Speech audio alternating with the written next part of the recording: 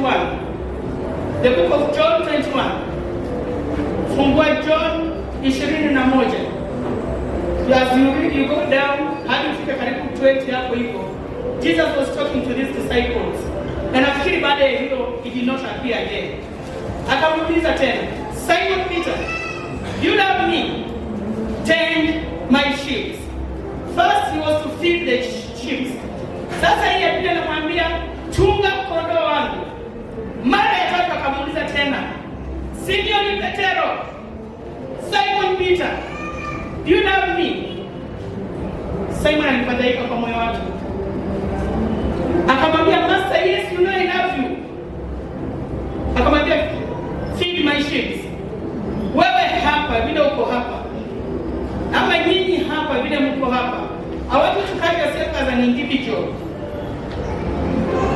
Sababu hauko hapa kimakosa. Uko hapa kwa sababu umeitwa. Uko hapa kwa sababu ya Yesu Kristo. Uko hapa kwa sababu kuna neno ndani yako Mungu ameweka. Usikalie tafadhali. Usingojee vile bishop amesema leo nitakuwa naamka na kuambia simama hubiri. And I don't know that thing hata my pastor here ameanza na kusema hivyo. Na mimi nashukuru Mungu sana wale watu wamekuja hapa wachungaji. Hakuna mwenye ametuacha bila basi. Na mimi nimesikia Mungu yuko. Yesu Kristo yuko.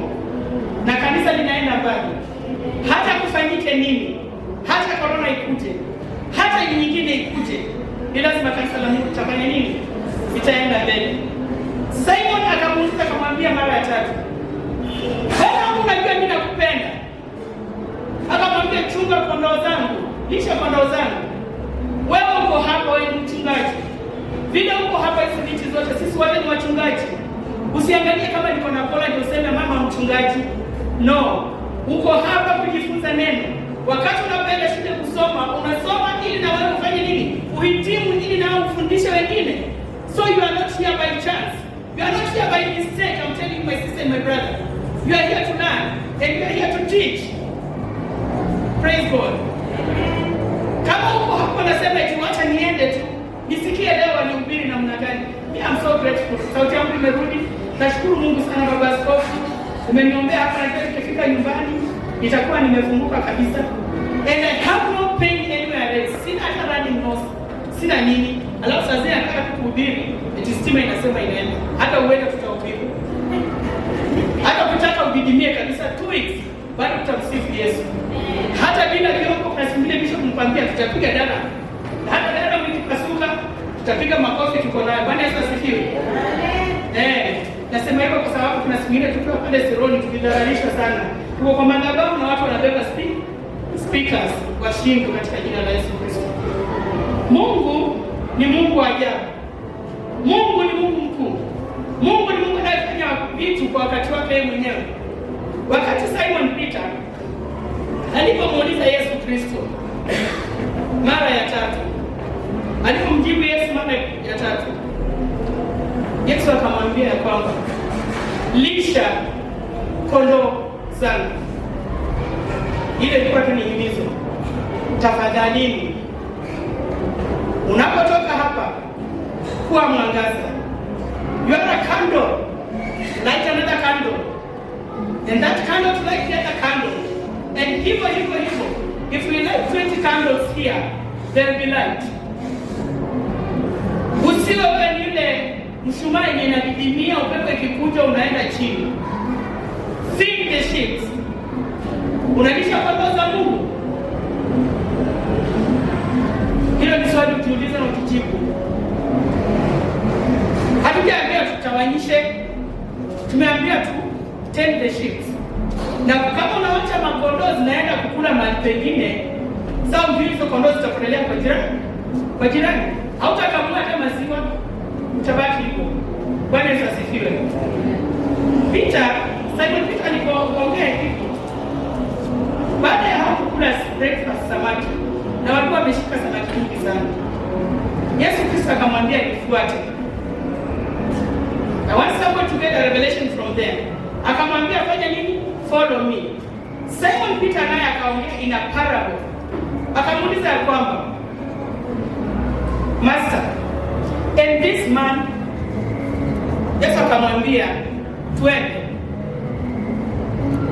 Unajua kama ni wewe utafikiria kulikuwa na jamaa mwingine tena karibu. Je, Simon Peter alikuwa anamuuliza na huyu jamaa naye? No, Simon Peter knew himself because he knew his weakness. Wakati Yesu alipompata akivua samaki, alimtoa kwenye bahari. Na tunaambia Simon Peter hakuwahi toa ile ndoano, the hook.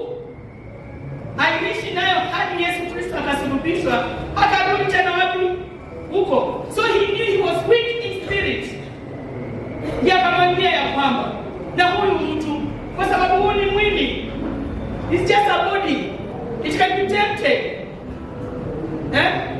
Yesu Kristo akamwambia follow me. Na hata wale disciples walikuwa pale, waliona Yesu akienda na Petero. So God is Jesus and God and the Holy Spirit, I call it one Trinity. Wote ni kitu ngapi? Moja. Hata vile Yesu alikuja duniani, kulikuwa wakati mwingine Mungu mbinguni alikuwa anasikia uchungu sababu amejikata part of him. Ili wewe na mimi tufanye nini? Tuokolewe.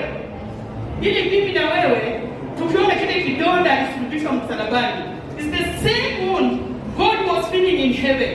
You should also feel that wound. Hata feel pengine hiyo 39 lashes hizo alipigwa, pengine ndio vile ilikuwa inatolewa. I don't know. God is speaking. I don't know who's speaking. I'm not speaking. God is the one who is speaking. He's the one who is preaching. Bwana Yesu asifiwe. Hello. Kwa mlango mnanipata? Haleluya. Mwisho huko mnanipata? Nashukuru Mungu kwa yote. Kulingana na theology ama ukiendelea kufafanua, acha Mungu akupatie revelation yako. Me, I know Simon Peter did not die.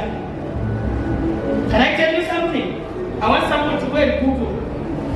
Simon Peter, even if he was crucified, he said he's not even worthy to die like Jesus. He accepted to be crucified upside down so that he can feel more pain, so that he can bring himself down. That is why I'm bringing myself down right now. Hata ukiniongelea kunichukia, mimi mbinguni naenda. I'm going to heaven. Hata Yesu angekuja leo hii, nitamwambia I'm ready. We don't know the hour. Hatujui sana wakati. Naweza toka hapa pengine leo ndio mahubiri yangu kwa hii madhabahu. Na niendaje nikienda. Who knows? Huwezi jua. Kuishi ni neema ya Bwana. Kuishi ni neema ya Mungu.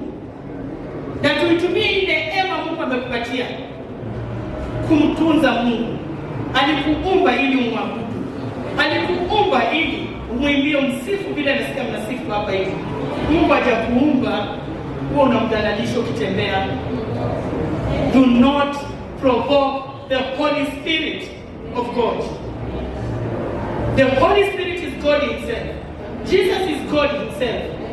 The Trinity, 3 in 1, Mungu Baba, Mwana na Roho Mtakatifu ni umoja ulio pamoja. Sasa nakuuliza, vile uko hapa hivi, vile tuko hapa hivi, are you the Simon Peter who is still alive? The spirit of Simon Peter is still hovering around in us. Chunga kondoo zangu, lisha kondoo zangu, chunga kondoo zangu 3 times. Hata kama umefunga masikio, hata kama umeweka super glue, hujasikia?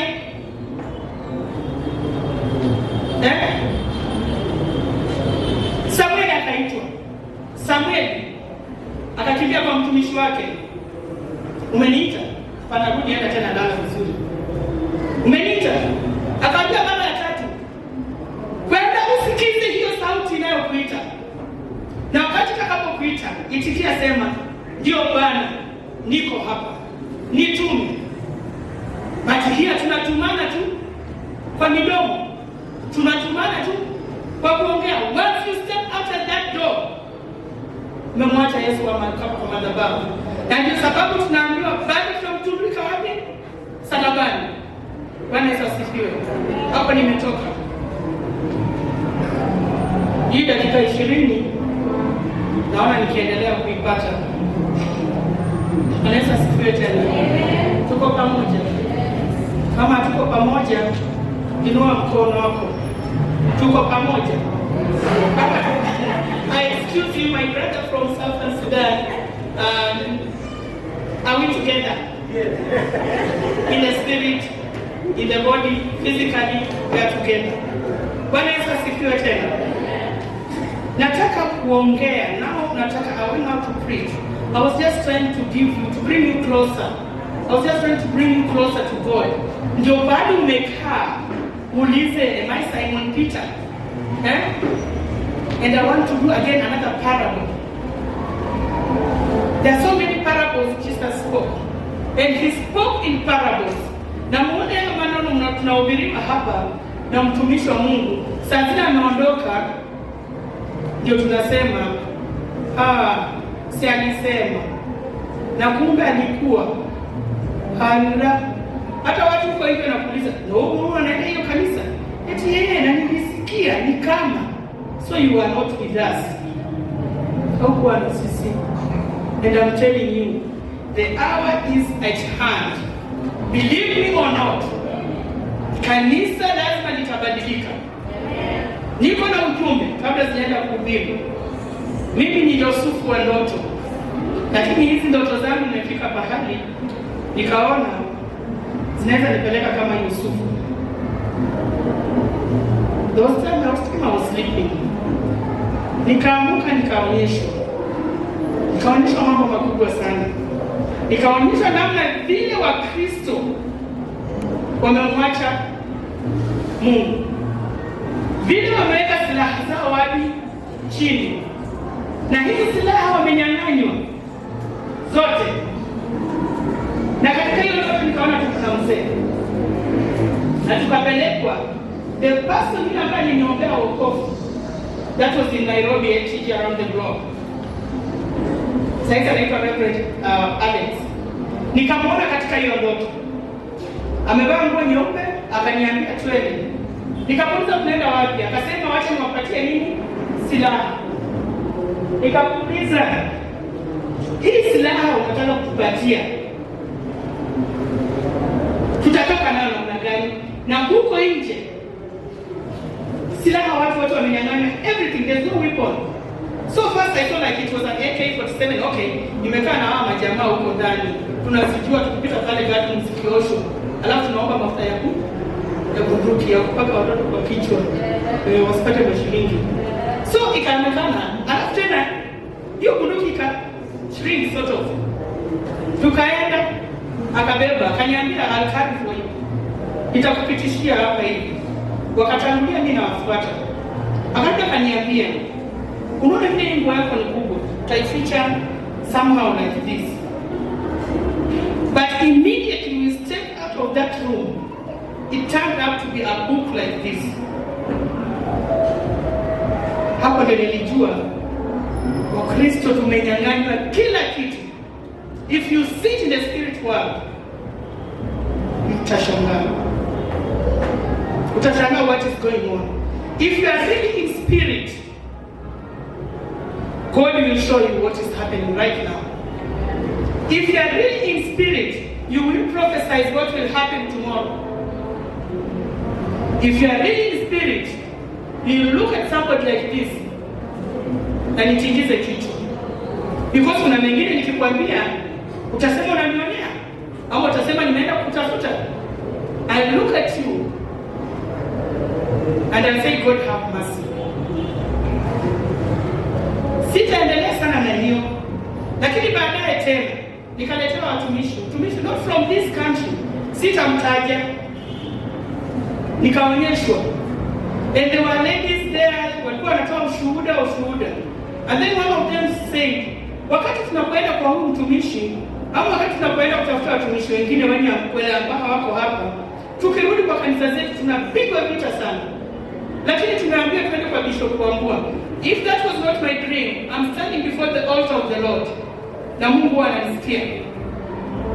It's only Wambua who's going to accept all these people who've been rejected. Kwa hivyo Bishop, jitayarishe. So many will come to you with broken hearts. Don't send them wakaribishe. Na kama wewe ni Petero, Simon Peter, if you are here, if the spirit of Simon Peter is working in you, help this prophet, this man of God. Msaidieni. Usiseme mimi nakwanga pale nyuma, sitambuliki kanisani. You are not here by chance. And you are not here by mistake. No. If you think so, wachana na hiyo kiti, enda hii kitakaze, usiende kabisa, urudi. Wakati umejazwa. If you are not very sure, tafuta mama jirani yako. If you don't believe in that neighbor, tafuta one of these pastors. Talk to them. Ask them, am I in the right place? Niko katika nyumba ya Bwana kweli? Na kama hautaweza, come to me. Look for me. Wacha tusemezane. Biblia inasema namna gani? Njooni tufanye nini? Tusemezane. I'm not reading the Bible. Kwa sababu tumeambiwa ukiwa msafiri kama umefanya nini? Kama umevaa nini? Viatu. Na tunaambiwa funga laces. Should anything happen, ujue you are on the track. You are going. Unaenda. Na kama umejazwa na Roho wa Bwana, na kama Mungu anaweza kufungulia spiritual eyes, you see the angels moving around. You see the angels standing behind me. It's not me who is talking. Mimi nilijirudisha chini kabisa. I'm not here. I'm just being used as a vessel. Nimejirudisha kama Yeremia. Nifinyange. Nifanye kama chombo. Usifanye chombo kibovu chenye kinatiwa maji, kinatokea maji na tiririkia hapo, natafuta kitu unaziba. Kinatiririka na upande huu unasema nilisikia inaitwa aje hii ya kuweka kwa mabati. Ile ni nyeusi ile. Pati ama ni something like that. Lakini nisikia kwa fulani kulijengwa juzi nyumba ya mabati ilikuwa ina leak. Wakanunua unaendea hiyo na kuziba. My brother and my sister. My brother and my sister. Tuko mbioni. I've told you I don't know if I stand again on this altar. And I pray God that I may stand again. I'm not talking in any parable. But I can feel that. Sisi binadamu, maisha yetu ni kama maua yananyauka. We are like flowers. In fact, we are like grass. Asubuhi unametameta. Ikifika saa hizi umande ikiisha umeanza kukauka. Jioni unakauka na tupa in a stove. It's in the Bible. Do not be like the lilies of the water. Leo hii unachanuka, you look very purple. Purple is a royal color. And before the Bible, purple has so many significance. It's a very, very, very important color, the Bible. Leo hii unaamuka, unabembea juu ya maji, like a lily. Jioni ikifika, umejikunja. Siku zetu ni chache sana. Siku zetu ni chache sana. Nataka tuende katika kitabu cha Mathayo. I just read randomly. God knows. I want to go in the book of Matthew. Matthew chapter 13. Sorry, I have used my phone to help me down there. Matthew chapter 13. Kama umefika, sema haleluya. Kama umefika, sema haleluya. Kama umefika, sema Yesu ni Bwana. Thank you very much. Mimi nataka tusemezane. Mimi leo asubuhi sikuwa naongea, lakini kufikia saa hizi I'm not even feeling anything. Normally I cough. Nikishikwa na kitu kama hiyo. But God is so merciful to me. I just have to give praises and thanks to Him. Sina lingine la kumpatia. Matthew 13 from 1 verse 1. These are just the parables we know. And these are the parables that Jesus talked about.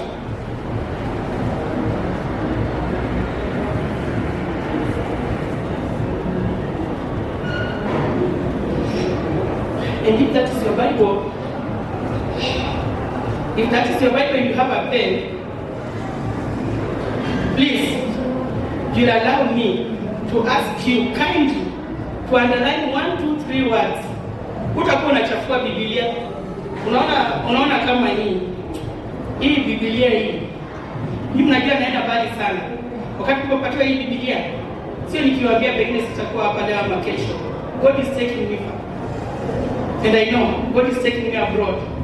Tusikutane naye hata 10 years kusema mama hujawahi enda, itaenda kuhubiri. This is my Bible. And I have another one. Nilipewa pia zawadi. Sijawahi nunua Bible kisha kwa mkono yangu. All my Bibles are given to me. So there's this parable. Yesu alikuwa tena ameketi. Na unajua before the parable it was like on a Sabbath day before. So pale alipoenda kukaa akakutana na umati tena, a multitude of people, and he was preaching to them. And as he was preaching, Yesu asifiwe. Hallelujah. Akawaambia ya kwamba, can somebody read for me faster? Can be a very fast reader. Nataka mtu mwenye akona sauti yenye kama tunaenda sana mzee. Tuanze 1. Just start from verse 1. On the same day, Jesus went out of the house and sat by the sea. And great multitudes were gathered together to him, so that he got into a boat and sat. And the whole multitude stood on the shore. Then he spoke many things to them in parables, saying, Behold, a sower went out to sow. And as he sowed, some seed fell by the wayside, and the birds came and devoured them. Some fell on stony places where they did not have much earth, and they immediately sprang up because they had no depth of earth. Verse 6. But when the sun was up, they were scorched, and because they had no root, they withered away. And some fell among thorns, and the thorns sprang up and choked them. Verse 8. But others fell on good ground and yielded a crop, some 100-fold, some 60, some 30. 9. He who has ears to hear, let him hear. 10. And the disciples came and said to him, Why do you speak to them in parables? Amen. Hallelujah. Bwana Yesu asifiwe.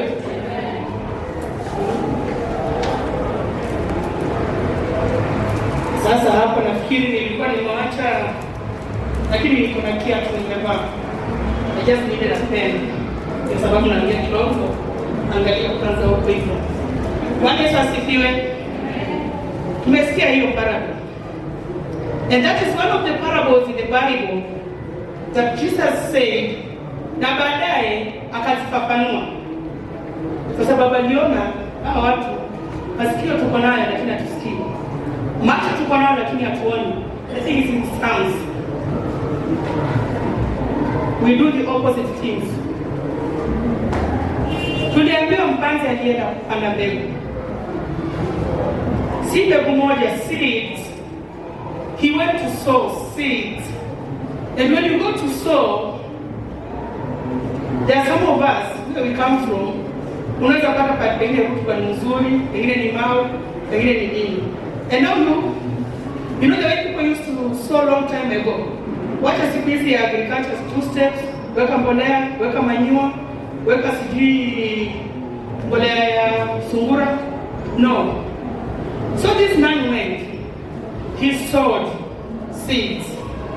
The first seed, tunasemekana ilianguka kwenye barabara. What happens on the road? Hata sasa hivi nikisema let us all of us stand up tuangalie chini. Wewe barabara ni kitu ya kwenda kuchezea. Magari zinapita, pikipiki inapita, nini inapita. But funny enough, ndege wanaokota nini? Ile seed wenyewe kwa barabara.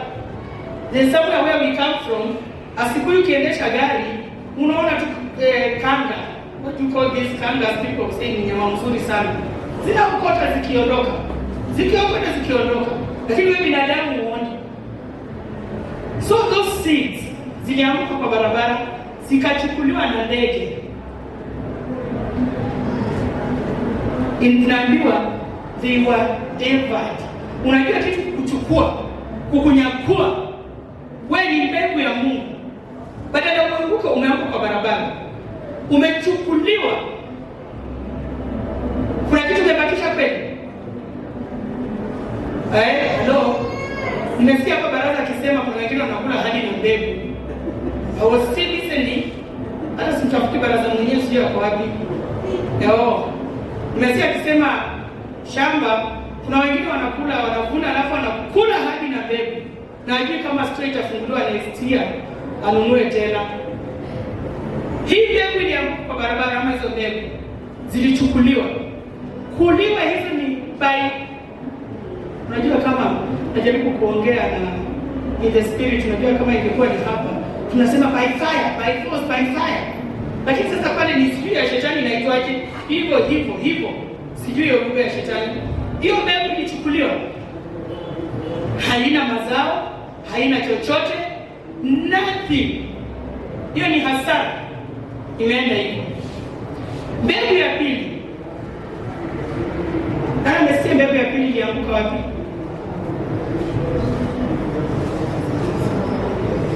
Mbegu ya pili ilianguka kwenye mawe pahali udongo sio mwingi sana. And as it sprang, the sun came. It was scorched and it died. Kuna watu hapa wajii Turkana, wajii North-Eastern na wajii watu huko. Jua peke yake ni kuchoma asubuhi unasikia na ni saa 2 asubuhi. Hiyo mbegu imejaribu tu imee, tu itoe tu mizizi. Ijaribu tu itoe tu mizizi kidogo. Jua limekuja. It's scorched. So I want you to underline Deva, underline scorched. Alafu ukifika kwa nyumba, jaribu kuambia Mungu akupatie ufunuo wako na pahali wewe mwenyewe uko. Me and be gone. Ikanyauka, ikakufa. Nothing was left. Sasa kuna mbegu ya tatu. It fell in thorns or a thorny ground. Hatuambii ilianguka ndio miba zikaanza kumea. The thorns were there already. Hello? The thorns are there already. Hata saa hizi kwa maisha yako miba ziko tayari. Na wewe unataka kuzaliwa katika Ukristo. Na umekubali hizo miba. Umeenda kumea katika. Kwa nini ndio kupeleka pale? Katikati ya miba. What are you doing?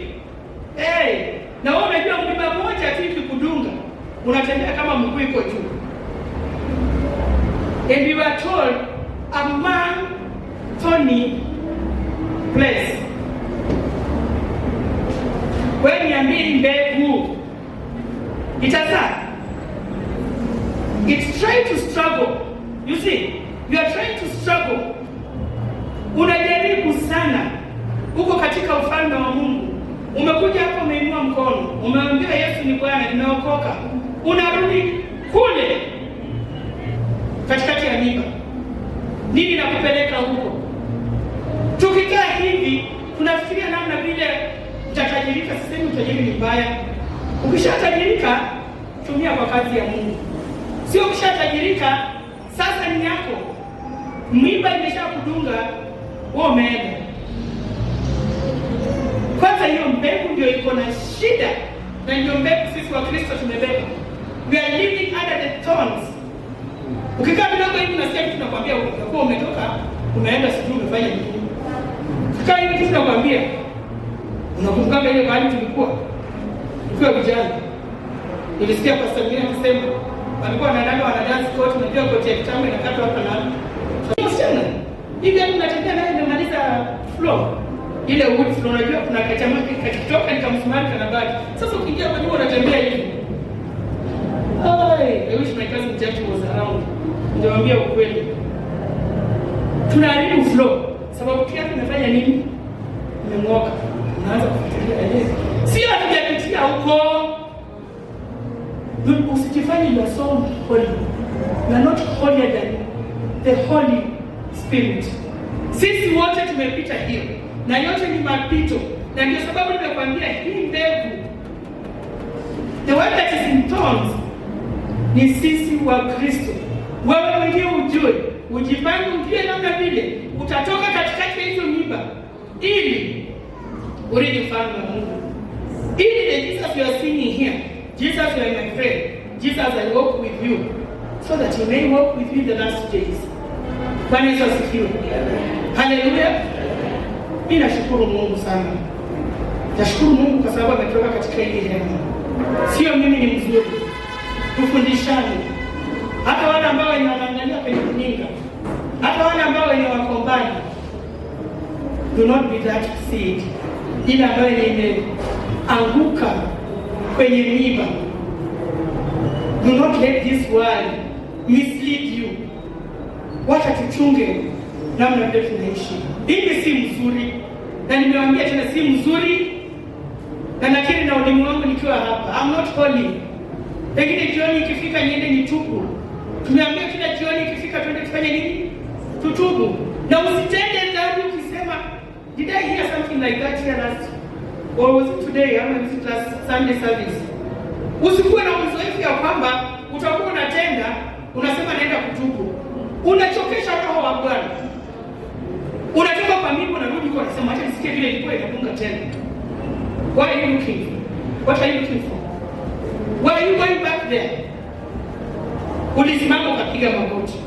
Tena siku ya kuna mtu anaamsha mtu. That is one funny thing. I've asked so many people hii question. Kama ni harusi,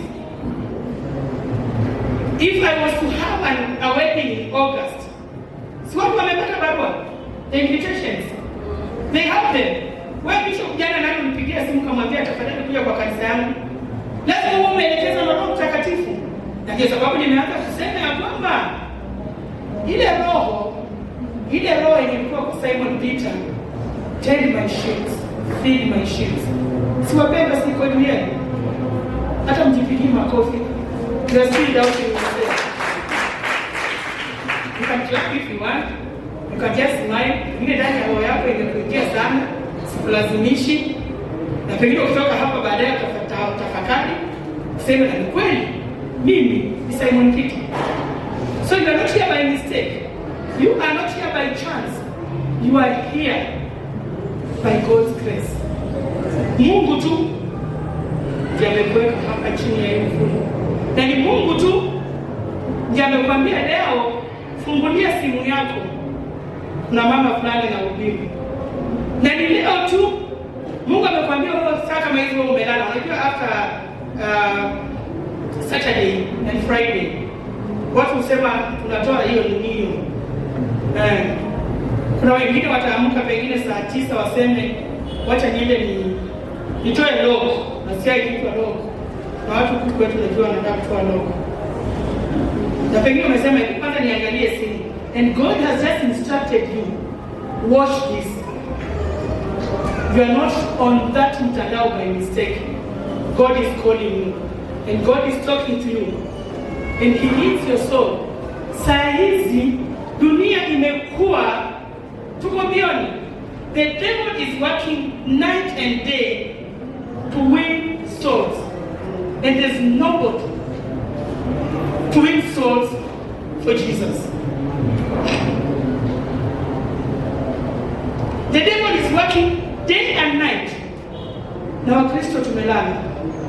Ukisoma hiyo parable ukifika chini ukiendelea hapo, if you can read the whole of that chapter, utasikia mpanzi alienda kupanda nini? Mbegu. Alipolala naye mwingine akafanya nini? Akaingia akapanda. Na tunaambiwa, please, mimi naomba Mungu nisikue huyo. If the worst has to come to the worst, God just have mercy on me. Sitaki kujikatia kauli eti nikuwe nini ama namna gani. Hapana. Unaambiwa these grains they grew together. Wakaambiwa wachana nazo, kama ni mbolea patiana, kama ni maji patiana, kama ni jua na Mungu wacha kiangaze, pata all the vitamins. But when it came time to reap, tunaambiwa ya kwamba ilitolewa kwanza, ikafungwa mafungu, ikatupwa kwenye nini? Moto. Jiulize wewe katika ufalme wa Mungu, wewe ni mbegu aina gani? Huo moyo umebeba huo, unapanda mbegu aina gani katika moyo wako? What are you planting? What type of a seed are you planting? Where are you planting your seed? Mungu anahangaika, anapanda, akifika kwa moyo wako anapanda ni kama barabara. Everything passes over. Magari, pikipiki, tuktuk, punda, kitu yote inaweza kimbia, inaweza pewa heshima ipite juu. Hata wale wanakimbia marathon wanaenda kukimbia kwa barabara mgongo, wanaambiwa you're not supposed to run on the road, run by the roadside. Asifiwe. Mbegu ya pili, moyo wako ni ule unasikia neno la Bwana, unachangamka mara moja, unaanza kumea. Yesu ni Bwana. Hata nataka kuambia kisha kwa wakati kusalimia na mkono mimi na dini. I come from where dini ziko. Hata Yesu akishuka shukio kwa leo kwanza. Na wako na uniform wote. Hata wengine wanakwambia hii. Roho Bwana amesema. Kusalimia na mkono. Unashindwa. Hey, my brother Baraza, I come from that side. How do you? Jua leo. Na kitambaa ilifungwa hapo hivi kama milioni. Anapiga makofi. Meka. God was brought up in AIC. Tumia ingine ya Mama Rachel. Hiyo ya makofi hiyo, yuko nayo. Ndio kasi hapa kwenye simu nyingine. Ni Mama Elia. Ukiona ile mwenye amevaa yellow, kuna yellow hapo kama hiyo. There's a certain yellow, maybe it's manufactured where Baraza. Hiyo kitu ya kwa manufactured huko. Hiyo yellow ya Mama Rachel. And then it takes like I think 10 meters. I was just trying to say, nafsi yetu acha tuimachie Mungu. Lakini the day we visit your place, sema tu sisi, basi itakuwa imejaa tena bomba. Sisi. Karanga. Na ile kitu ya kuchemsha hii shati huko. Sadani na sio kicheka hiyo iko kwa nyuma. Iko bibi. Sisi banana. Alafu mwingine haki ya mama yangu. Muko ndani ya basi ya coming to Nairobi. Na ametoka vile nyumbani ile. Ako na miwa kubwa kuliko hiyo. Shaka. Na unajua wewe umekaa kwa dirisha. Yeye ako katikati. Haraka. Na nakusi. Sasa utaokoka au utafanya nini? Wewe bwana hizo ni mimba, chunga. Those are the thoughts I'm talking about. Hallelujah. Bwana Yesu asifiwe. Hai, ukiwa msafiri, labda kama umevaa kiatu. Ukiwa uko wapi? Chunga imani yako. That's what I'm trying to say. Usikuwe hii mbegu ya number 3, hata mbegu ya number 4. Ninaongea je hiyo mbegu? Mbegu ilianguka katika udongo mzuri na iheshimu. Na tunaambia ikazaa 100 folds, ikazaa 60, ikazaa 30. So wakati uko katika nyumba ya Bwana, the little you do, whatever small you do in the house of the Lord, it's accounted for. Whatever, no matter how small, like a mustard seed, just grow. Usijihukumu. Kwa siku Bishop umefanya vizuri sana. Mbarikiwe sana hata wale watu wanaweka hii sanduku. Mtu anakujaga hivi unaweka hivi. Mimi nilikuwa pahali sitataja au siseme. Tuona nimeangalia huko nyuma na pale naangalia. Saya kutoa sadaka inafika tunaambia wewe pesa hii.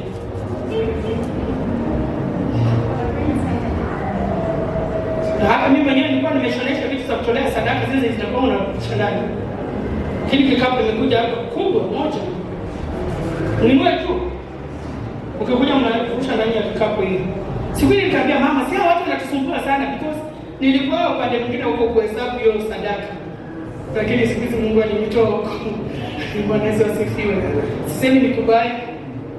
Mama, sisi vitu mtu analeta vitu kwa kanda moja. Nafanya vile mnatoanisha. Sasa unashindwa. Jesus himself in the heaven. He sits on the storehouse. Kama ujui leo, niambie nikwambie. Na sisomi Biblia. Hata kama sitapata basi. But I know it's the New Testament. Tutahubiri hivyo. Tukisema tu Yesu ni Bwana na evangelist. Tukitembea kwa soko ukiongea. Jesus himself, he's the one who sits on the storehouse. Wakati yule mama alikwenda hekaluni, alitoa peni ngapi? Alitoa dinari ngapi? Yesu alisema nini? Ametoa kuliko mtu yeyote. Wakati unakuja kutoa hapa sadaka, na Biblia inatuambia kwamba kilicho katika mkono wako wa kuume, mkono wa kulia isijue. Mkono wa kuume isifanye nini? Isijue. Yesu alijuaje mama ametoa dinari 2? Alijuaje? He himself, he is the one who is in charge of the storehouse in heaven. Chochote unachotoa anakibariki. Na ukitoa hapa kinajenga ufalme wa Mungu. Na wakati ufalme wako unapojengwa hapa, Mungu unapojengwa hapa, Mungu naye ndio anakujengea nini? Mansion. That's why he says, in my Father's house there are so many rooms. Hello? Hiyo shilingi yako 5 labda imejengea wewe na watoto na wajukuu kwa sababu ulitoa kwa roho kwa moyo mmoja. Hallelujah. Kutoa isikutishe. Usimwambie uko na millions kutolee Mungu. Na hata kama una, mtukuze mwinulie mkono. We are told he reads the palms of our hands. Sijui kwa wapi kwa Biblia but I know something like that. Anasoma viganja za mikono yetu. Anajua leo niko nayo. Anajua leo sina. Anajua leo naficha. What can you hide from God? What can you hide from God? He's the creator of heaven and earth. He's the creator of darkness and light. Hello, ukupelekea TV yako mchinese. Uone kitoa hata ile kitu kujua kama iko. Akwambia unaona hii? Ni sense. Iko wakati mwingine tulikuwa tunasumbuliwa sana hapa Rungani. TV kiharibika, motherboard. Kwa ushasikia hivyo mama. Basi mcheke. Basi kiharibika, motherboard. Sasa simu sio kama iko na motherboard. I don't know. Iko nayo. Tena motherboard. Hadi plus. Si element tena. Motherboard. Unapeleka kwanza wakati tulikuwa watu wanajaribu ile system ile yenye na 5 CD changer, 3 CD changer. Wacha mtoto akoroge kidogo ifanye kukoroga motherboard. Na motherboard na game kama naikanunua redio ile ingine ile ya kubeba hapa na mshikapo hapo hivi. Ndio tunashanianga kama mfuko. Na natumaka salamu zinafikaje. Bwana Yesu asifiwe. Sasa hii motherboard ni nini kila saa? Chunga sana. Chunga Kristo wako. Chunga usiambie motherboard yako imeharibika. Na uko nayo tu, sio tu revive it. Ni wewe tu we revive. It's you. Pahali unaona umekosea, piga magoti. Wacha nichekelewe lakini wacha nipige magoti. Hata saa zingine nikijaribu kupiga magoti na shida. Kabisa tunashukuru sana hii madhabahu mmefanya hivi.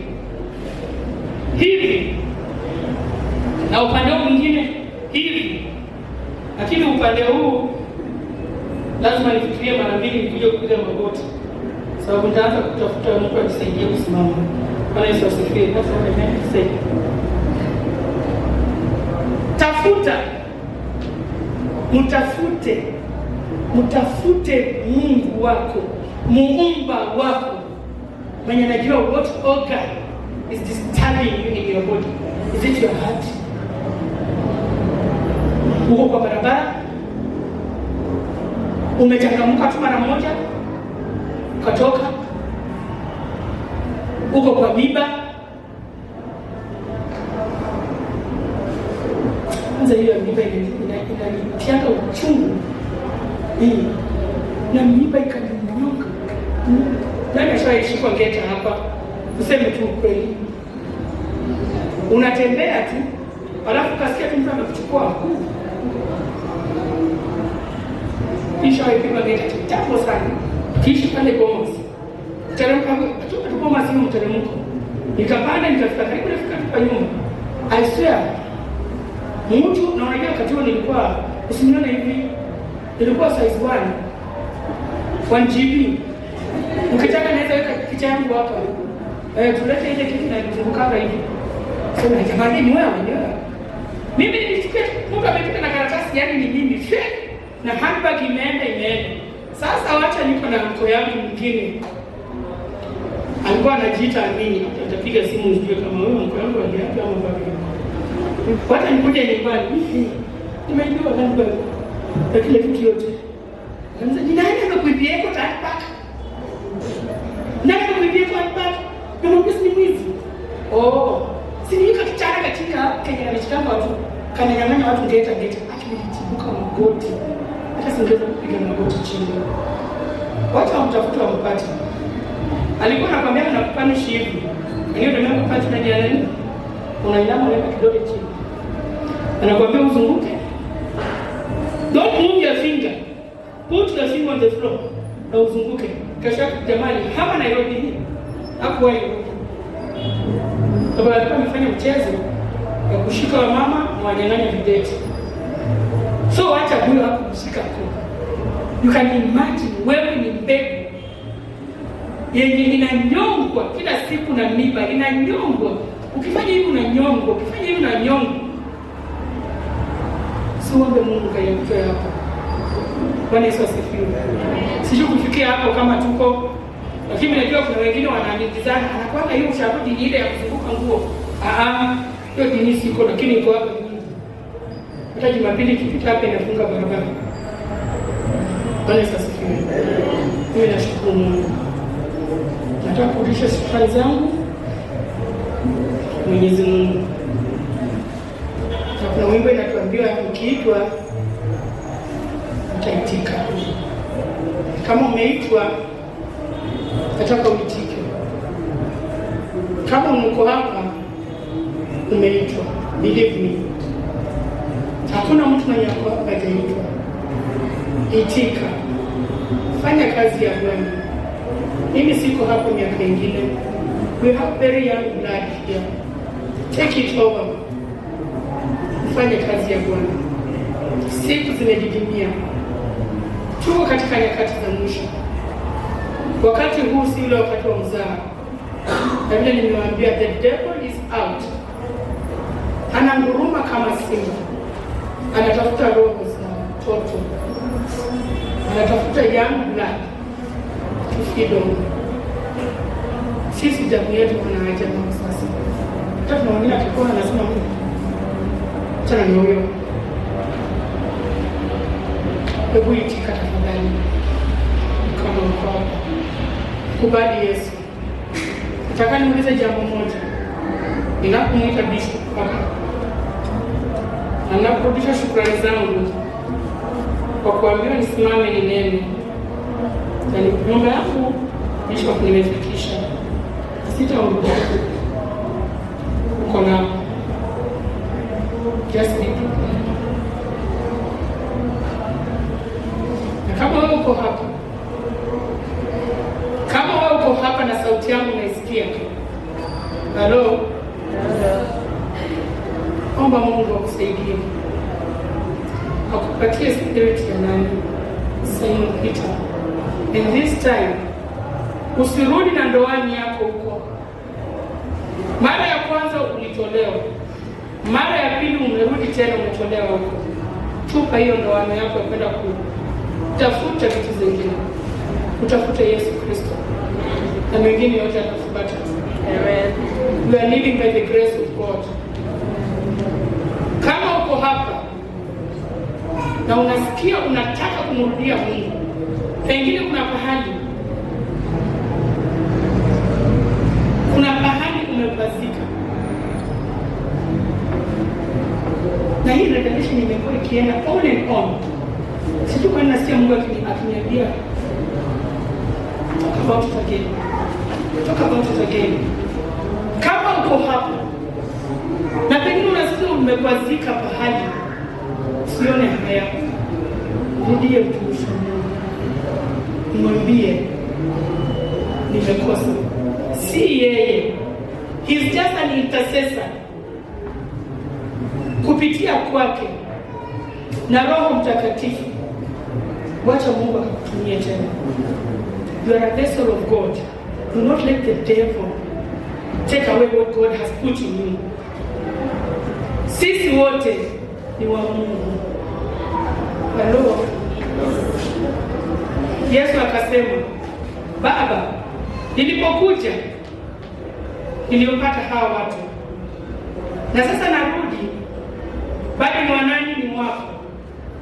Wacha mapenzi yako yafanye nini, yatendeke. Singojee Yesu arudi mara ya pili akupate kama bado unafanya moyo wako kuwa mgumu. Nyenyekea chini. Ndio wewe ndio unachunga kondoo, lakini in other words, ukiangalia the other way around, kondoo ndio they are your bosses. Yakobo alienda kuchunga makondoo miaka ili apate urithi wake. Hao makondoo kama angepotea mmoja, angepotea wakati Mungu atakaporudi. Akuuliza ya kwamba how many souls did you gather for me? Try it gather. Hiyo soul ikitaka kuondoka, tuambia mtu vile Yesu Kristo alisema, wakati nilipokuja walikuwa wako, na tena narudi ni wako tena. But try and save a soul. There's a soul out there in the streets inakutafuta. There's a soul that you can share this message. Wale watu mko Facebook, anaweza pata hii message and aseme, this is what I've been waiting for. Sija preach injili ya toa kwenye hiyo tunachana. Hata tukukua nayo, tusijawahi kuwa nayo. Sijui. Such a soul. Vile umekaa tu hivi, uliza Mungu wako, leo hii nikaitwa, si kesho, leo nikaitwa.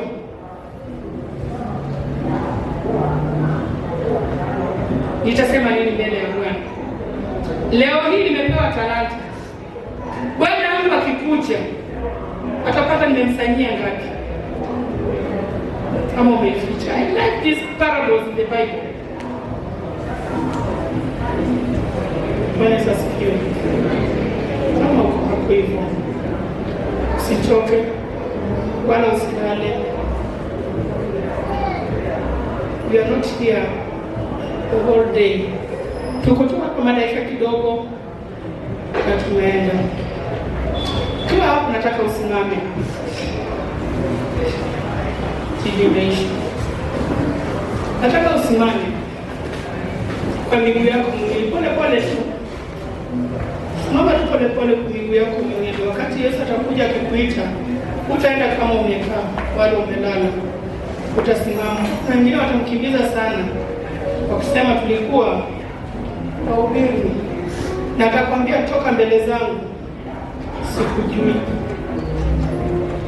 Tafakari katika moyo wako. Jirudie tu to your heart.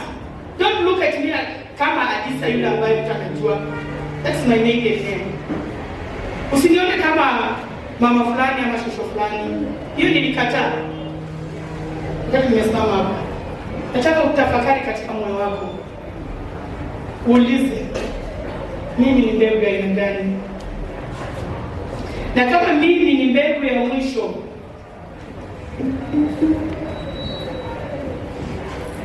kama mimi ni ile mbegu yenye iliyopandwa katika rutuba nzuri, how much am I giving to the kingdom of God? Not money. My brother here from South Sudan, I salute you for that. Will you preach about something? Ukasema money does not expand the kingdom of God. Nikafafanua sana, nikakula ndani sana. And I understood. Now, there was a, sometimes people come here, they just preach and they go. Nikifika pale niambia ulisema nini, nitakwambia roho Bwana ndiye alikuwa anasema. Kwenda uliza roho wa Bwana. If you don't have Holy Spirit, don't ask me. Because once I close that door, usinionyeshe kidole, nitakuwa different person. Naweza geuka tena nichukue upanga kama Petro tena nikukate masikio. Niingie tena dhambi ya bure. So ask the Holy Spirit. Ask the Holy Spirit. Ukiwa umesimama hivyo, nataka uanze kujiongelesha, kujiuliza, mimi ni yule mbegu? Am I the seeds that fell on the ground that was fertile and you yield 100 times more, or 60 or 30? Where do you place yourself? Hello?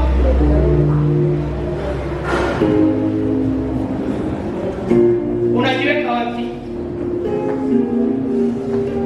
No, someone is not talking. It's not me. It's you to talk to yourself.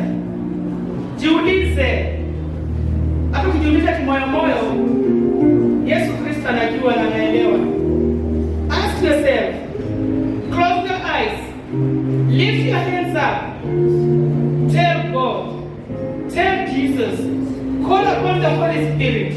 Wacha Roho wa Bwana ashuke. Wacha Roho wa Bwana kanene na maisha yako. Wacha Roho wa Bwana akakuongeze.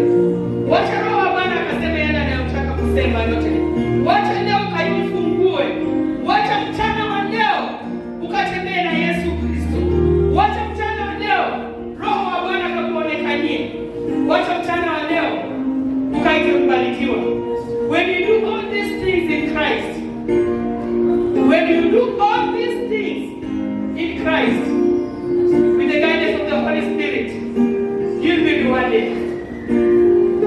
Hallelujah. Are we together? Tafadhali kwa moyo wako. I want you to start now praying. Kama unaona kuna chochote, omba Mungu. Ambia Mungu, mimi nimekosa. Tumeambia kila saa tumrudie Mungu. Tumeambia kila saa, take your space, talk to God. Omba. Ambia Mungu. Ambia Mungu. Ambia Mungu.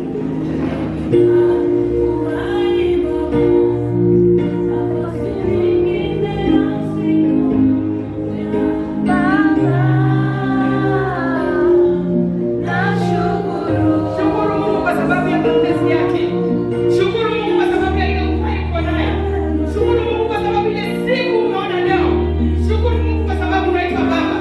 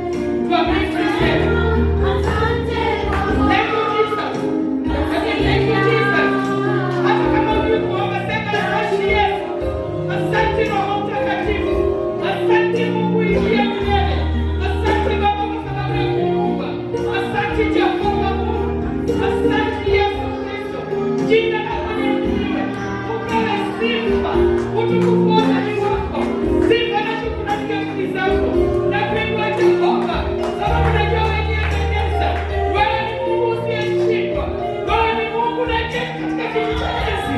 Wewe ni